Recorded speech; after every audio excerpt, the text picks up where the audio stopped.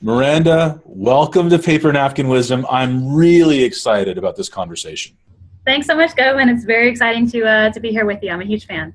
Yeah, so a huge fan that opens the door, and I told you this at the outset. Miranda, for everyone listening, Miranda is the first person that I would say came up to me and said, I love the podcast, I love Paper Napkin Wisdom, and she's the first person who did it live. So this is a real fun thing for me. I've known Miranda for a lot of years, and I'm sure we're going to talk about how and where we met, but this is really fun. So I'm excited about your napkin. I'm excited about what you're going to share, and I'm excited to have you here. Thanks so much. All right, so you wrote me down a quote that I think is out there in the world, but could you share it with everybody listening, and then we'll talk about it. Yeah, absolutely. And this quote is on my wall as well. I see it every day, and it says, if you think you're leading and you turn around and no one is following, you are just out for a walk. So for those of you who are listening, Miranda has had this sort of unique place in the world working with the Entrepreneurs Organization as part of the global team and senior staff leadership. And she's worked with how many entrepreneurs for how many years? Well, the back of the napkin math I just did here is that, working with, about 10 member leaders a year, maybe 50 others kind of on the periphery, times about 9 years, a little overlap. I would estimate about 400 different entrepreneur member leaders here that I've worked with over my 9.5 years. So, I mean, to me, that's really cool because you've seen the mosaic. You've seen people who are kind of starting out.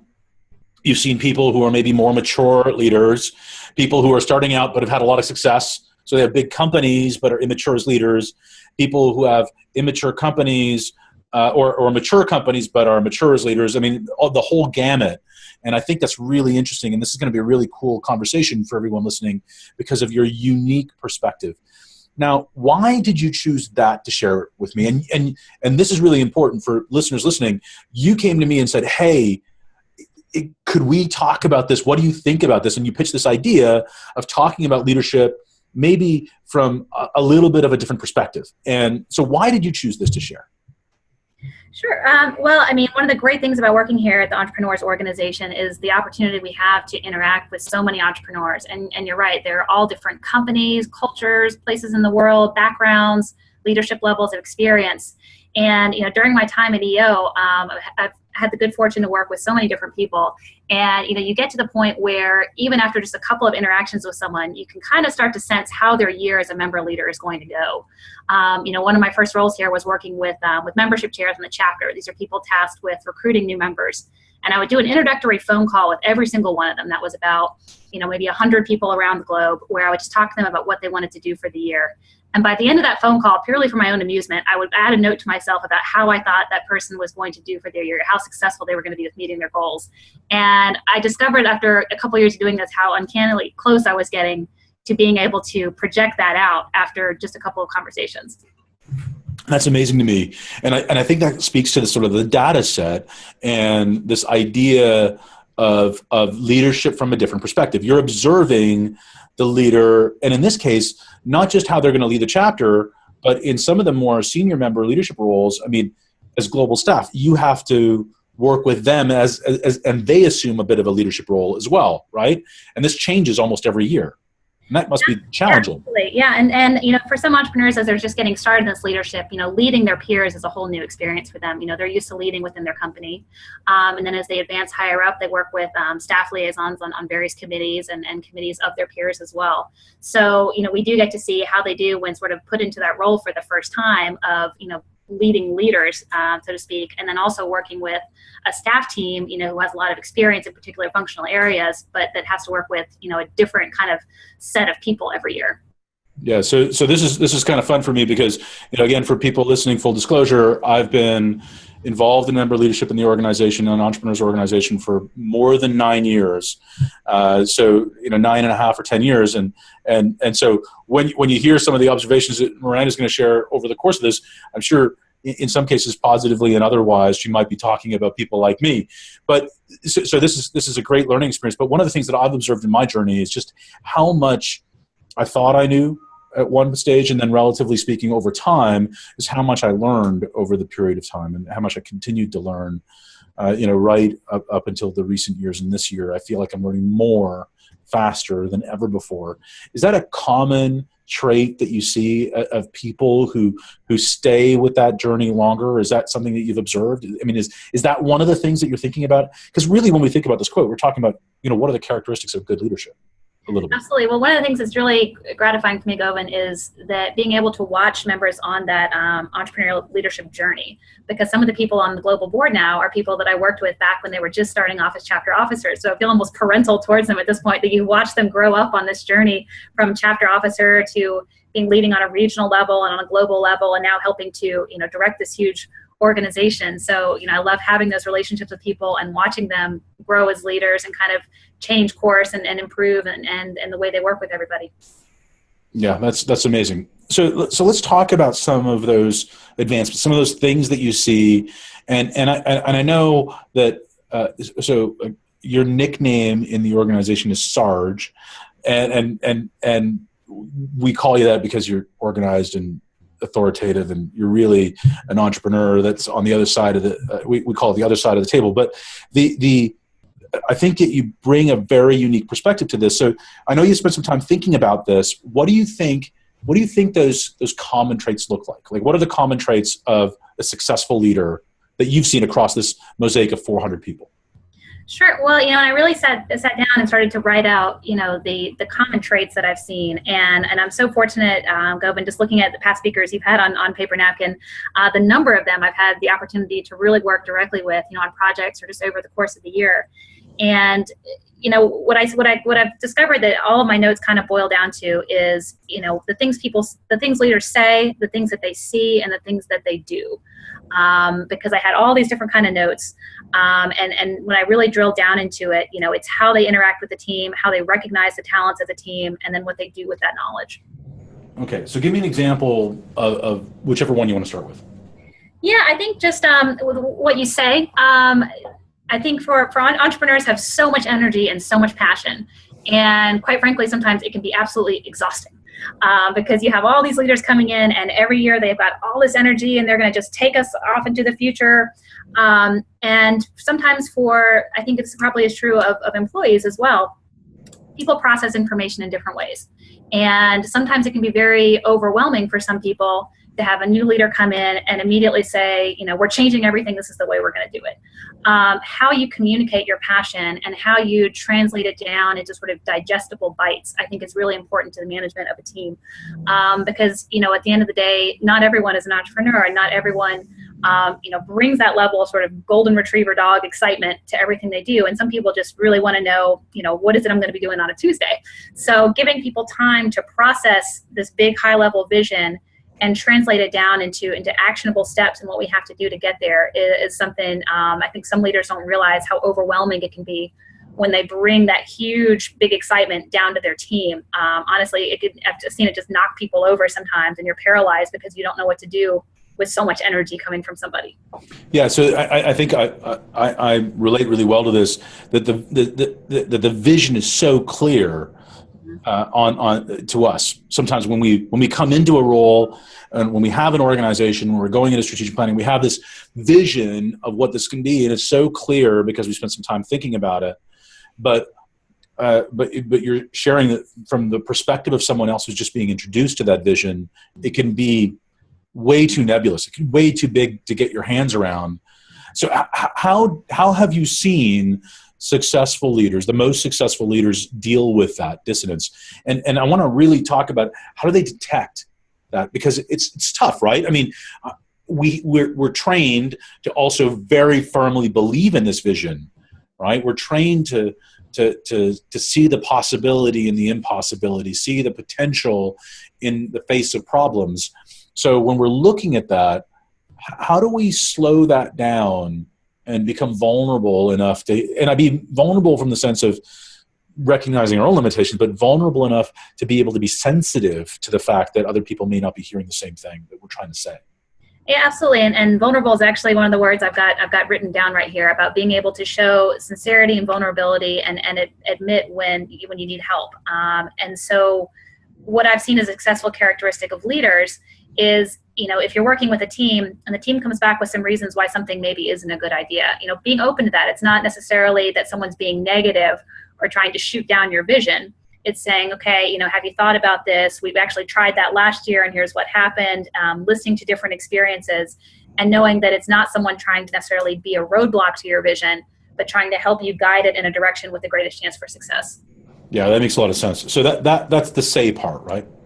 Absolutely. That's the say part, as well as, admitting when you're stuck. I mean, some of the biggest challenges we've had with leaders is when, life happens, something happens in their business or their life, and they can't fulfill a commitment. And that's totally okay. That happens all the time. But what becomes more of a challenge is when they won't admit that, and they become a roadblock, and they kind of drop off the radar on us. The ones that we really will walk through fire for are the ones that come back and say, listen, this has happened. I need to disappear off the radar for a month. Can you cover for me? Absolutely. We know this is a volunteer organization and things happen, but the greater challenge is when members won't actually, come clean about that. Yeah. So coming clean is like a big part, right? We all need to ask for help. And it's a funny thing when we ask for the help that we really need, people rise up. But when we come up with, you guys you've seen it before where people say, I need help over here, but that's not the real issue. The real issue is over there. What happens then? Is do you lose credibility as a leader when you do that? Yeah, I think on the staff side, it does. It just becomes a greater challenge when somebody won't share with us that they've got a challenge and they can't fulfill a commitment. I think one of the greatest things that I can do with member leaders that I work with, I missed a deadline on something last week. I'm embarrassed about it, but I came clean and said, listen, I've got these 3 other things boiling up. I know I promised this to you on Monday. Could you help me prioritize? Here's the other 3 things you asked for. What do you think is most important to us as a team? And just being able to be open and honest about the challenges you've got, going on, because otherwise people just sort of assume that you've either forgotten or lost passion or interest. Yeah, that's a useful reminder. And I think that also a very important part of that, Miranda, is being thoughtful about what we're saying, because many times in that excitement around the vision, we may lose track of what our own capabilities are, right? Like we may overcommit well beyond what we're able to just in order to push that vision through. And that's detrimental to everyone, including ourselves, right? Yeah, absolutely. And that's actually a great segue into, what I identified as the second point, what you see. Being able to look at the talent around you and the experiences the people you work with have and can bring to the table, and empower that and make them safe to really give you their best work. As a team of staff professionals here, we've got people with incredible experience across, every function of the organization. And I think the member leaders who are most successful are the ones who recognize that and empower us to really do our very best work alongside them, so that we can be safe saying, listen, I know you brought this proposal forward. In my experience, making these tweaks will make it far more successful. And then recognizing the experience that's behind that and hearing it. Yeah. One of the things that I'm curious about as part of that is I have this central philosophy that I think that we talk about in Paper Napkin Wisdom, we talk about in the book, and we talk about in other places, but it's essentially that leaders have authority, and almost a lot of authority, absolute authority, especially in our companies, as opposed to necessarily volunteer organizations, but we have authority until we use it. And then something happens, right? When we use the hammer of authority, it's almost like we've lost it because it diminishes us in that level. And is that part of seeing it and being observant as to the places where, our what we say needs to be reinforced, and the places that we just need to give space for things to happen? Yeah, I love that image of the hammer. Actually, I just wrote that down, because you're right. It's something that you shouldn't have to use if you have a team that's really behind you. And the word that I keep coming back to over and over is trust. That's what Jamie identified as my why, is relationships built on trust. And so having that trust with someone, means that you're safe to fail. You're safe to put forward your very best work and try new things. When the hammer has been used, in a way that's not collaborative, it means that you've kind of lost that trust, and now you're in a box, and you're gonna do what you have to do to put forward the effort required, but not necessarily more beyond that, where you feel that the relationship won't sustain it. Yeah, and I think that's part of this idea and this essential theme, and the theme is that there's 2 ways. There's different types of followers, right? There's the people who are following because they have to. And that's following like a follower, let's call it, and it's following like a leader. And that's truly what we want to be around. We want to be on a team where everybody is acting like a leader, even the quote unquote followers. Like the collaborative team is one where we're all acting as leaders, isn't it? Absolutely. Absolutely. And, the team where I'm following you like a leader, Govind, like let's envision that you're on a stage giving a speech to, 500 people, and I'm supporting you as a leader. That means that I'm in the wings. I am giving you hand signals. I am, letting you know that it's the birthday of the person who's about to introduce you. I'm letting you know who's in the front row. I'm doing all those things to own your experience proactively and keep you from harm, really, because I know that I have that trust with you and that relationship with you. If I'm there and I'm afraid that, you're going to drop the hammer on me or yell at me for doing something, I'm staying as far backstage as possible and just kind of letting events unfold and getting out of the way. And yeah, so that first way is following like a leader, and the second way is following like a follower. And I think it's really interesting that you said this, that you're willing to provide me with protection and support if I've done that for you. And that comes first, doesn't it? Like you need to see that first. The team needs to feel protected and supported before they'll protect and support the leader. Yeah, absolutely. And that really speaks to, I think, what you do as a leader. And the leaders that I have the most trust with are the ones who have invested time in me and in my growth and, shared their experiences and shared book recommendations and all those kind of things to help me be better in my role and really as a person. And those are the ones that really I'll walk through fire with. And when we're on conference calls, I'm feeding them notes and reminders. When, they're putting papers forward, I'm staying up late and making sure they've covered everything possible. And I am truly invested in their success as an entrepreneurial leader because, they've really shown that to me. And none of those things were asked for, right? Oh, of course, no. No. Like, and I'm going to ask you something else, even more so, even more important than even asked for. Could the leader have even predicted that they needed that kind of support, do you think? The smart ones could. The smart ones, I think, know that, having someone in the wings behind you is your best tool to be successful. The ones who are new at it, who aren't used to what really, top level staff professional support, can look like, may not know that they're missing it. But the ones who do the really best work, are the ones who understand the value of having someone with a lot of experience helping them on the journey. Yeah. So one of the things that I like to say is, I never know where my blind spot is. So I never know what I'm going to get supported in, but I know I need it. I need someone, and I need usually a team of people to cover what's happening behind me that I can't see, because I can't predict what they're going to see, but I know I need them. And I need them to want to help me. Absolutely. So I really relate really well to what you're saying. So what does it feel like for a leader? Give me an example. And, again, you've got 400 examples to draw from. Without naming names, what does it feel like to have that great supportive environment? Like that, what does that feel like in the best version of all of those things? Sure. Well, so I'll give you the example. In Bangkok earlier this year, we pulled off a huge event with our Global Student Entrepreneur Awards program, where we had 52 college student entrepreneurs from all over the world coming together, and there was a member leader team involved in that, as well as the staff professional team, and we were an awesome team, right? So I may not have been the person who was on stage the majority of the time. We had an awesome member, Stephen Short from EO Ireland, who was our MC for the event, and it was part of my job was to make sure he did the very best work he could have possibly done.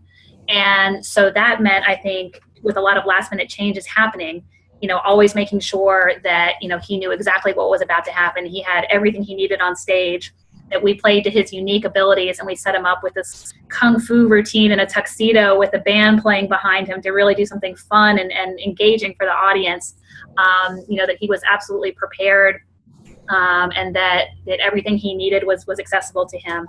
So in a very visible way, he was the one on the hook on the stage, but because he had this whole safety net behind him, anticipating every single thing, with me in the back of the room on the radio, running the show from back there, we made sure that, it looked like he was alone, but he was very, very well supported. Yeah. And that's a great example of that, because there have been so many times, I think, that we have all experienced a leader in the front of the room like that when they've really been on an island. and you can almost watch them sink, right? I mean, you see them drown in that environment. So that's a great example.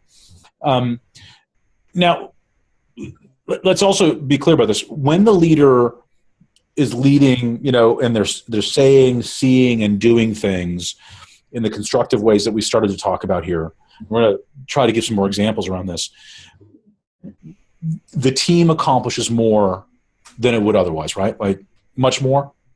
Yeah, absolutely. And I think that's when the leader is putting, the needs of the team and the goals that they have to hit above, maybe that leader's desire to be individually owning every single little piece of the steps along the way. I think it has a greater chance for success. When we're all clear on what the outcomes are, but the leader is comfortable stepping back and letting the team own a little bit. What are the steps we take to get to that outcome? I love that phrase that the bottleneck sits at the top. I've seen that absolutely be true, where teams can be kind of stifled on that output and not reach a goal because someone's sort of too insistent of owning every piece of it along the way. Yeah, and it's so true that we have to change the way we look at the world in order to change the world we look at.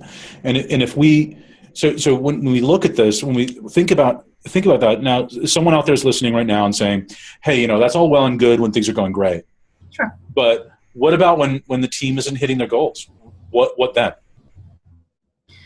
Yeah, I think when the team isn't hitting their goals, the smart leader, go back to the phrase, seeking first to understand, then to be understood. The smart leader is looking at what happened, the why. Why did something go sideways? Was it an unachievable goal? Were people not giving 100%? Was a process broken? Were they a roadblock perhaps? So being able to open and unemotionally figure out what happened and seeking to make changes that way, as opposed to immediately kind of jumping to blame. Once a team, I think, is starting to feel blame from the top, then we just move straight into being defensive and making excuses, which is the absolute worst thing that can happen. But when there's sort of the natural curiosity of, okay, maybe we didn't hit that number. Why is that? What could we have done differently? What were the roadblocks? Let's take another run at it. Then there's much more of an environment of collaboration. Now, that can be hard for a lot of leaders. And again, people listening are saying, hey, but sure, I've done this 100 times. I know exactly what's going on. Why do I need to spend all this time asking questions? What's your answer to that? Well, I guess you've done it 100 times and you're not hitting a goal. Maybe it's time to, what's the definition of insanity? Doing the same thing, expecting different results. Well, I think, I believe there's always better ways to do things and always an opportunity to bring in new perspectives.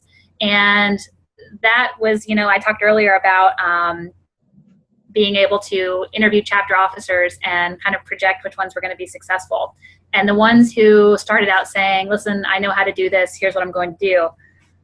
They got the C- on the grade, because I could sort of see that was going to go sideways because they were not open to learning. They didn't have the curiosity of, okay, what are other people doing that's working? What do I not know? What can you tell? What can you share with me? There was just this attitude that they knew everything. And that they've immediately kind of just handicapped themselves with that attitude. One of the really things, and I don't know if this is intentional, Miranda, but you said this word repeatedly in this conversation. It's been curiosity. You over and over, the approach every single time when you're talking about it is if people approach it with curiosity, and there's a vulnerability involved in that, right? There's a humility involved in curiosity and it can't be put on, because if you fake humility, you fake vulnerability, you lose it both, you lose credibility. But if you come into it with humility and vulnerability and say, what do you think? What do you see here? Is it as simple as being that curious and gaining everyone's perspective before making a decision? Being open? Is that the simplest way to start? Yeah, absolutely. It reminds me, the other day, my 3-year-old son picked up a box of spaghetti from the wrong end. And so this whole pound box of spaghetti just bam, down on the floor. And he kind of looks at me sideways and goes, well, that didn't work. No emotion, not upset, like, oh, okay, maybe we should try that differently next time. And I think with the entrepreneurs I work with, there are the ones who can, absolutely freak out and seek to assign blame. Why is there spaghetti all over the floor? And then I think there are the ones like, okay, we tried that. That didn't work. Let's unpack, what happened, and give it and try again. All right. So with entrepreneurs, and okay, we're talking about a member leadership context within an organization where peer-to-peer, I mean, member to member, their peers, both entrepreneurs, it's all volunteer-based, and that's a different dynamic. In the case of most of us in our organizations, we've got people who have to be there, right? They have more, and this is the case with all the global staff. You have to be there to some degree. There's a job, there's a mortgage, there's an obligation, there's also a sense that, you know, all things will pass eventually. So think about it. Let's think about it from the other context. How do I know as a leader when I'm looking at people following me that they're there because they want to be there? They're there, you know, they're still following, but I'm still out just for a walk because they're following because they have to be. They're on a leash, not there because they want to be. Well, I that's such a powerful concept to think about, Govind. And you know, when I'm lucky that there's not really relationships that I'm in that are like that, where I am sort of following like a leader and feel empowered to support people the way that I think is best for them. But I think, you know, part of it is when you have people proactively keeping you out of the mud, you know, looking 2 steps ahead of where you're walking, and, you know, feeling like they have that trusting relationship where they can say, you know, I know you think you want to keep walking this way or that you're on the best path, but I'm just going to let you know, you're about to walk into a mud pit here, and feeling safe to have that conversation. You know, if that's never happening, and people are just kind of going along with what you say and just kind of agreeing constantly, sort of yes syndrome, then I think it's possible that you have a disengaged team that for whatever reason doesn't feel safe to bring that all of themselves to that team. Okay, so this is really interesting. I want to unpack what you just said, because I think you said something subtly that a lot of people are going to miss. You said that if you have people agreeing with you all the time, you might have a bunch of people on leashes.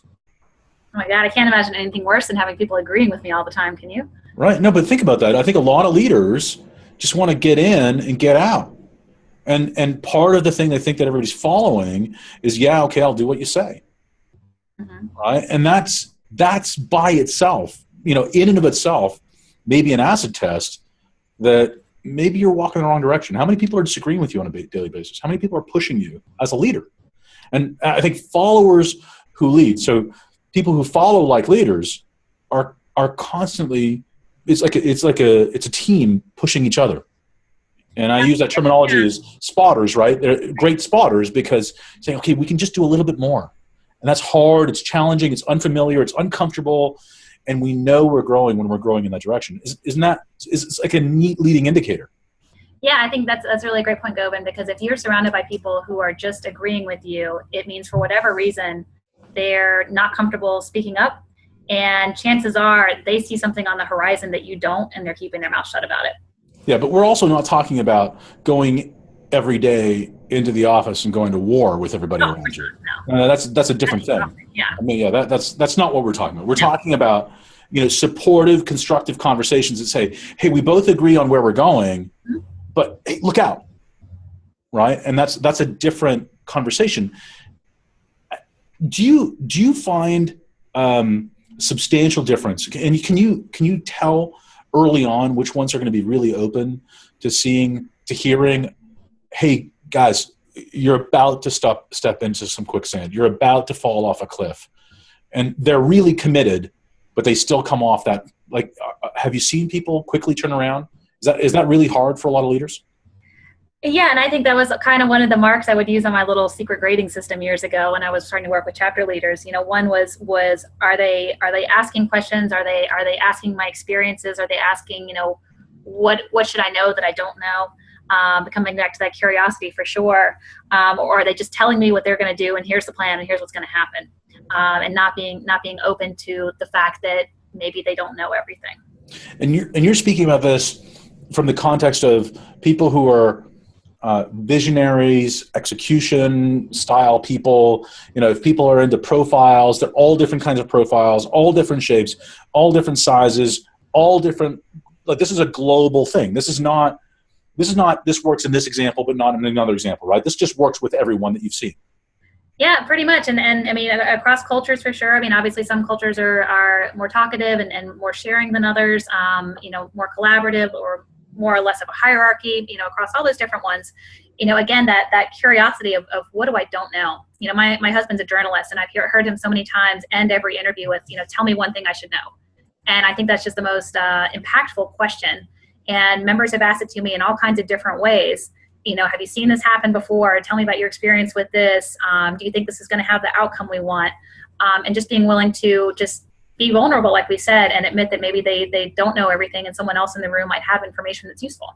Okay, so let's give everybody listening right now a quick thing that they can do to check in with their team and create space. Because I believe that great leadership involves three things, and really in its simplest form. One is to evoke the possibility of where we're going. Yes. The second is to ask questions of the team to connect the people, the team, or situation to that possibility. And the third is to hold space and allow things to happen. Like allow the team to fill the space, allow the cream to rise to the top, allow execution to happen, the plan to come from the team, and hold enough space that happens as opposed to jumping to conclusion. So if you think about these three things, it really fits well with what you've said. Independent of this, right? Say, see, and do. So if you're thinking about it from those perspectives, what's one thing that we can do? What's the conversation look like just to do a check-in with our team and see where we're at? Well, it's funny. The one thing that comes to mind immediately, this podcast I heard, I think it was on NPR, where they asked a company, the company was set to open a store in China, right? And they incentivized the team to, they get bonuses depending on how accurate the answers were. What is the likelihood we're going to open the store in China on time? So it's kind of a betting game, and they were shocked to discover that 100% across the board, despite what had just been said at a meeting, the team said, we are not going to open the store in China on time, even though they had just been in a meeting with their management team saying, yes, we're on track, no problem. And then sure enough, everyone got the bonuses because the store didn't open on time. So finding, I think, a safe way, depending on the level of kind of trust and openness in different offices, to draw that out of people. That was one example of doing it that I thought made it kind of fun. But maybe it's even, like an anonymous survey, are we going to hit this goal? Yes or no. And if we're all accurate, we'll have a party. But making a safe environment for people to speak up. And in lots of places that exists due to culture. But in a lot of places, I think it doesn't. And that's obviously a topic for another podcast. But I think your people know more than you may be giving them credit for.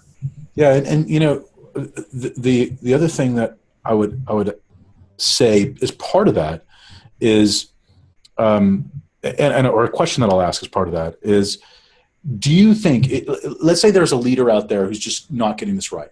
They're not asking questions. We're not where we need to be. And I've been that guy where I've not been where I needed to be. Mm-hmm. Is it possible to change trajectory? Is it possible for them to reset? Is this a one and done thing? Like this is the way you are and this is the way it is? Or have you ever seen a situation where maybe someone gets off on the wrong foot, but they get it back? Is that possible? I think it depends on the individual, honestly, and their willingness to acknowledge the strength of the team around them and make that change. So I've seen cases where it wasn't possible. There's plenty of leaders I worked with, that I identified kind of early on that maybe there was a challenge, and I just continue to see a challenge all the way through.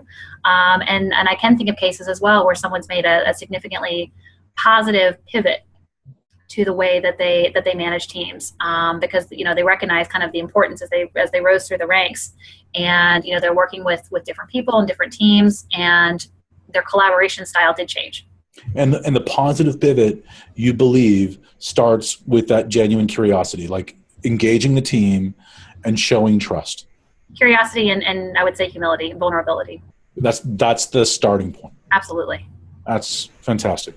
So in keeping with what you just said, what's one thing I should know that I don't know right now? Putting me on the spot. Absolutely. You opened the door. I'm curious what you would say. Wow. One thing you should know. I think you should know you have the tremendous respect of the staff team here at EO, and we hope to come visit again soon. We miss you. Yeah, I miss you guys too. Thanks, Miranda. Thanks so much, Govan.